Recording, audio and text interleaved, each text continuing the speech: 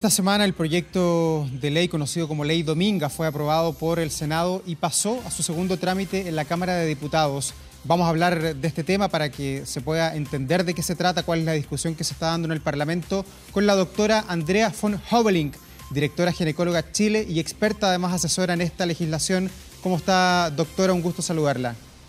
Hola, igualmente. Muy bien, muy contenta con los pasos, así que les agradezco el espacio, Davor, para poder dar a conocer esto que es tan importante para quien lo vive. Sí, para entender un poco el tema, doctora, sería bueno que nos explique de qué se trata la Ley Dominga, ya que no es un tema que esté todos los días en las noticias y por eso muchos quizás pueden estar perdidos respecto a este tema. Bueno, da en un punto muy clave. Trata de visibilizar y a través de visibilizar también dar el acompañamiento, dar la dignidad, la humanidad que tiene el hecho de perder un hijo que está en gestación o que muere a los pocos días de nacer. O sea, contempla el visibilizar y el vivir de manera digna, acompañada, y como la mujer o la pareja o el entorno familiar lo estime conveniente, la pérdida, la muerte derechamente de un hijo a cualquier semana de gestación. Aquí no hay comparaciones entre la muerte de un niño pequeño, digamos, versus la muerte de un niño cercano al parto o a las pocas horas o a los pocos días de nacer. Ese es el periodo que contempla. ¿Y por qué ese es el periodo que contempla? Porque es una muerte que está tremendamente invisibilizada en nuestra sociedad. De hecho, a mí me llama mucho la atención desde la ginecología que ni siquiera le decimos muerte, le decimos pérdida, le decimos aborto, le decimos óbito, pero no está visualizado, y al no estar visualizado nos hemos ido dando cuenta, yo con mi quehacer profesional, que es mi rol en esta ley, y las madres que han sufrido también estas situaciones, que no se permite la vivencia del dolor. Entonces, por un lado no se permite la expresión del dolor y por otro lado a veces peticiones tan básicas, tan necesarias como el despedirse de este hijo, como el hacer ritos de despedida, como el pedir que se le llame por su nombre, no encuentran cabida. Entonces, la idea es justamente, por un lado, visibilizar, y eso ha sido maravilloso porque eso ya se ha producido. Con el solo hecho de estar hablando de Ley Dominga, es increíble cómo hemos estado recibiendo testimonio a través de redes sociales o a veces de personas cercanas a nosotros que nos dicen, ¿sabes qué? Nunca había hablado de esto. La otra vez se nos acercó una mujer de 60 años que había perdido un hijo, había tenido un hijo fallecido, digamos, un parto con un hijo fallecido, hacía más de 40 años, y decía, yo no estimaba que esto era importante conversarlo, pero en realidad sí, lo sufrí mucho y lo sufrí sola. Entonces, ya dar el espacio de que esto es un tema conversable, de que es lícito sufrir mucho, mucho. No es una pérdida menor, no es una muerte menor, que es muchas veces el feedback que reciben las madres y los padres. Como, bueno, tenía que ser, por lo menos no se encariñaron, y los que hemos sido padres sabemos que el encariñarse ocurre en cualquier momento, a veces ocurre con el test positivo, a veces ocurre antes, cuando uno planifica un hijo. Entonces eso es minimizar mucho un dolor inconmensurable, y la idea es visibilizarlo, y además de visibilizarlo, establecer mínimos de trato, mínimos de deferencia, y también dar las facilidades para Doctora, los ritos de despedida, para la generación de recuerdos. doctora, ¿y cuál es estaba muy atento a su relato, y lo que uno se pregunta es cuál es la realidad que enfrentan hoy día las parejas cuando tienen lo que usted dice que malamente llamamos pérdida o aborto espontáneo? ¿A qué se enfrentan en los hospitales, en las clínicas de nuestro país? ¿Es todo demasiado frío quizás? Mira, lamentablemente es tremendamente variable, y eso es lo que queremos acabar, eso es lo que queremos terminar, eso es lo que queremos cambiar. Y aquí yo quiero salir un poco del cliché de que en las clínicas esto es maravilloso y el hospital tiene menos recursos, porque la verdad es que hemos recibido relatos de mujeres que en el sistema público se han sentido tremendamente acogidas y que en clínicas se han sentido tremendamente minimizadas en su dolor. Y obviamente lo que sí es bastante consistente en el relato es que en las clínicas pueden estar más solas y más acompañadas. En cambio, los hospitales, por un tema de infraestructura, muchas veces tienen que estar en la misma sala, incluso con mujeres que acaban de tener su parto y que están con el hijo en sus brazos. Entonces, en ese sentido, las experiencias son tremendamente dispares y dependen, por un lado, de la infraestructura, que eso es un elemento que es mucho más difícil de cambiar, pero también depende mucho de las voluntades y de la empatía de quien le toque, digamos, a esa mujer, por quien le toque ser atendida. Entonces, cuando toca a una persona empática o una persona que ha pasado por lo mismo, claro, muchas veces se da una situación de permitir el llanto, de permitir el acompañamiento, pero cuando hay personas que empatizan menos con este dolor o que se ven agobiadas por la angustia, porque esa es una realidad, y de hecho fue una de las razones por las que yo me acerqué a Ley Dominga, es porque reconoce que el personal de salud no tiene las herramientas. Entonces, esta no es una ley que busque acciones punitivas contra los médicos, las matronas, los matrones, sino que es busquemos cómo mejorar la experiencia, y eso también pasa por darle herramientas y por preocuparnos del autocuidado del personal de salud, porque muchas veces el personal de salud caemos, me incluyo, en que esto es algo muy rutinario o en que nos embarga la angustia y no sabemos qué hacer con esa angustia, entonces la minimizamos como una acción de defensa propia, de la angustia propia, minimizamos este dolor y caemos en frases que en el momento no ayudan en nada, como, bueno, eres joven, vas a tener más hijos, oye, si se murió es porque venía mal, o por lo menos no te encariñaste, o como minimizar un poco la importancia de los ritos de despedida. Yo, por ejemplo, me ha tocado visualizar como hay gente que dice, ¿cómo le vas a sacar una foto a una guaguita muerta? Pero eso es tétrico. Y la evidencia, porque esto es evidencia, esto va más allá de las opiniones. La evidencia muestra que quedarse con un registro del rostro de este hijo puede ser tremendamente importante, porque estos padres, además de la pena del duelo, lo que sienten es que se quedaron sin nada, es que no pudieron acunar a ese hijo, no se quedaron con ropita, por ejemplo, que este hijo haya usado en vida. Entonces, a veces esa foto tiene una importancia que uno, visto de lejos, no la alcanza a evaluar, por un lado, y caemos, como te digo, incluso en ridiculizarla, y muchas veces eso es falta de empatía, pero muchas veces, y lo quiero decir muy claramente porque eso también la ley lo contempla, muchas veces es porque el autocuidado del personal de salud es inexistente, ni siquiera es malo.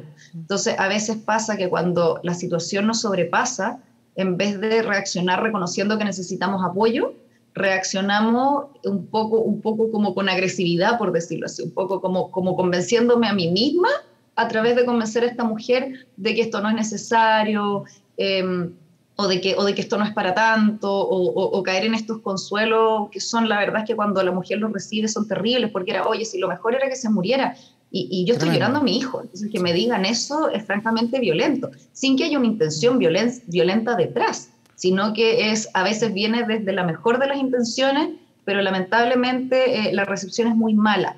Y como eso ya está bastante identificado, cuáles son, por ejemplo, las acciones iniciales, porque ahí también reconocemos que los médicos, digamos, y los matrones y matronas en este proceso somos el primer eslabón de la cadena, y la idea es que la cadena sea más larga. Son procesos, son personas, mujeres, hombres que necesitan acompañamiento, pero el primer eslabón que somos nosotros, están muy identificadas las conductas que suavizan un poco el impacto, porque no vamos a hablar de minimizar el dolor porque no tenemos ese poder, pero que sí disminuyen un poco el impacto y que hacen sentir a esta mujer que está tremendamente doliente, sentirse más acogida, y que estas primeras etapas les sean menos agresivas, y las conductas que, por el contrario, agravan mucho y hacen que esta experiencia sea más traumática y que por lo tanto complican tremendamente el duelo.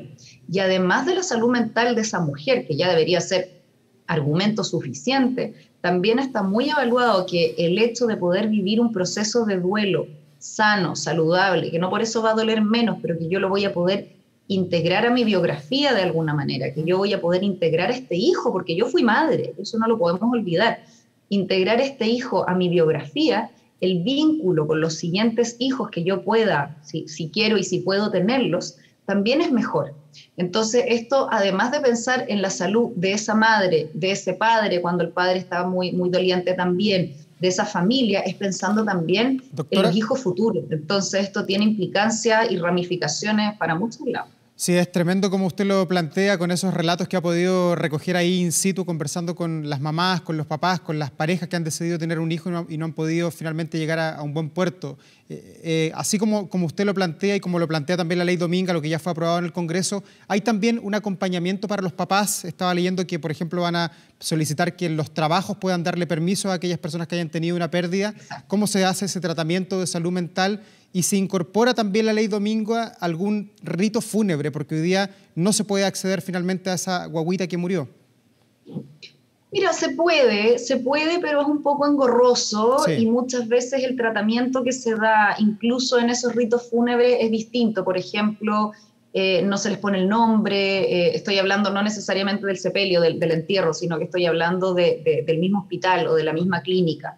no tienen acceso a un nombre. Muchas madres, por ejemplo, han escuchado durante su parto, oye, si nació fallecida, igual se pesa o no, o que queda con un rótulo de mortinato, de óbito, que son las palabras que son técnicamente correctas, pero la verdad es que son bastante Son poco muy amables. duras y muy frías, Entonces, claro. sí. O por ejemplo, mamás, que eso también está contemplado en la ley, que además de que la hospitalización dentro de lo que la infraestructura permita sea siempre separada, eso es algo que en general tratamos de hacer siempre por digamos, sentido común, que además hay alguna forma de identificación de que esa puérpera no está puérpera de un buen resultado, porque a veces les pasa lo contrario, que entra la persona, no sé, a dejar el desayuno y le dice, ¿y su huevita dónde está? Entonces, esta mujer se ve forzada a contar una y otra vez durante la hospitalización que su hijo falleció.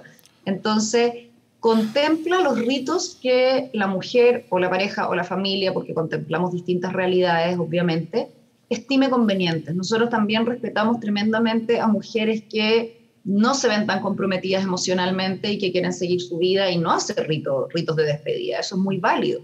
Pero sí está contemplado que haya facilidades en el hospital, no solo para el retiro del cuerpo, que eso ya está, es un poco engorroso, pero la verdad es que eso ya está, sino que en el mismo centro, digamos, hospitalario, se den facilidades para que se hagan ritos que van más allá del funeral, por ejemplo, poder acunar a este hijo, poder vestirlo, poder hacer una cajita de recuerdos. Eso es algo que yo he aprendido, digamos, en el proceso de aprender de esta ley, hacer una cajita con recuerdos, poder fotografiar, poder hacer estampar el piecito o las manitos, que tenga nombre, que tenga una tarjeta con el registro de la hora de nacimiento, porque este hijo falleció, pero también nació. Entonces, de alguna manera, además de la despedida, también tener ritos que tengan que ver con el nacimiento. Y eso hoy en día, cuando se hace, es porque hay alguien en el equipo que tiene una sensibilidad especial y que tiene por lo demás el tiempo para poder dedicar a esto, porque muchas veces, aunque tengamos la voluntad, como no es algo que esté contemplado, y por eso yo creo que es tan importante hacer una ley y no solo concientizar, va a ser algo exigible. Va a ser algo exigible, y cuando algo es exigible genera un círculo virtuoso de que los mismos profesionales empiezan, al principio tal vez se resisten un poco porque es algo obligatorio, pero empiezan a ver la importancia, y nosotros mismos como profesionales de todo lo que implica, digamos, el proceso reproductivo de las mujeres y la vida de las mujeres en general, también vamos a ir viendo sin ninguna duda de que estos son ciclos que se cierran mejor, de que son mujeres que se sienten mejor atendidas. Muchas veces los reclamos, cuando llegan reclamos de estas mujeres, no tienen que ver con el resultado adverso, no tienen que ver con, porque la verdad es que todos entendemos que a veces las cosas salen mal. La muerte es parte de la medicina, lamentablemente. Sí. Doctora. Entonces, pero muchas veces tiene que ver con el trato. Entonces, la idea es mejorar ese trato y que eso sea estandarizado y sea exigible. Doctora, y bueno, luego de la aprobación en el Senado, ¿qué expectativas hay para la discusión en la Cámara de Diputados? ¿Tiene algún grado de urgencia esta ley? ¿Es necesario colocárselo para que ojalá se apruebe a la brevedad? O sea, ahí si te hablara desde mí, por supuesto, estas son cosas que están pasando todos los días. Recordemos que una de cada 4 mujeres pierde un embarazo, digamos, desde el sentido no de pérdida profundo, digamos, o sea, de abortos o partos prematuros o partos, digamos, en que la guagüita nace fallecida, aunque ya esté más cercana al término. Entonces, esto es algo que pasa todos los días en todo el mundo, en todo Chile, y pasa a muchas mujeres, no es algo aislado. Entonces, por nosotros que saliera lo antes posible, la verdad es que esto ha sido muy expedito, y otra cosa muy bonita que se ha ido dando es que las distintas conversaciones, incluso a nivel de las comisiones de salud, las personas reconocen haber sido afectadas por una situación similar. Muchas dicen, sabes que yo conozco a alguien muy querido que pasó por algo así, o yo pasé por algo así. Entonces, es una ley que genera mucha empatía. Entonces, en ese sentido, yo no me puedo imaginar que vaya a encontrar resistencia, porque creo que es una ley que contempla 3 cosas tremendamente importantes. Una cosa es el derecho de la mujer de vivir una maternidad, de no sentirse maltratada, aunque no haya intención de maltrato, como te decía, y quiero diferenciarlo un poco de la ley de violencia obstétrica que se está tramitando también en este momento. Por otro lado, es dignificar una experiencia y respetar lo religioso o lo valórico que pueda tener una despedida. Y lo tercero es que también reconoce la importancia y la precariedad en la que estamos los equipos de salud. Entonces, en ese sentido, yo la verdad es que no me puedo imaginar resistencias con respecto a esta ley. Entonces, lo que queremos ver bien, obviamente, es el reglamento, porque también entendemos que hay burocracias legales que no siempre manejamos, entonces que a veces quisiéramos presupuesto y eso no se pueda. O sea, eso sin duda son ajustes que vamos a tener que hacer, pero tenemos tremendas expectativas con los diputados que hemos podido hablar. En su gran mayoría hemos encontrado un apoyo inmediato, y no hay que olvidar que en el Senado se aprobó por unanimidad. O sea, eso pasa poco. Y de hecho uno de los parlamentarios dijo una frase muy bonita, que dijo que en estos tiempos escuchar una ley que se basara simplemente en la humanidad, en el acompañamiento, en el valorar la experiencia trascendental que tuvo esta madre en este caso, si ella lo estima conveniente, era casi como aire fresco, no me acuerdo la palabra exacta. Así que tenemos la esperanza de que esto va a seguir encontrando apoyo, y como te digo, el solo hecho de estar hablando de esto ya ha generado que muchas personas puedan empezar a ventilar un poco estos rincones del alma que tenían duelos inconclusos, y poder dignificar a estos hijos que nosotras siempre supimos que sí existieron, pero la sociedad de alguna manera llama a invisibilizarlo. Doctora Andrea von Houweling, muchas gracias por esta conversación, gracias por ilustrarnos sobre lo que pasa en el día a día. Son temas que uno no ve, que uno cree que no existen, pero que ahora que usted los trae a la palestra, de verdad impactan, y de allí que el Congreso lo haya aprobado por unanimidad, no nos cabe duda que le va a ir bien en la Cámara de Diputados. Esperemos, pues muchas gracias por el espacio, y las personas que quieran seguir conversando, porque también ocurre cuando salen estos temas en medios masivos. Sigamos conversando. Hasta el Instagram de Ley Dominga, hasta mi Instagram personal, que es mi nombre. Así que cualquier persona que sienta que quiere ser parte o que necesite desahogo, aquí estaremos. Gracias, doctora. Acompañamos también a todas las mujeres que usted dice son muchas a nivel nacional y en el mundo que sufren esto cada día. Un problema que muchas veces no vemos. Gracias, doctora.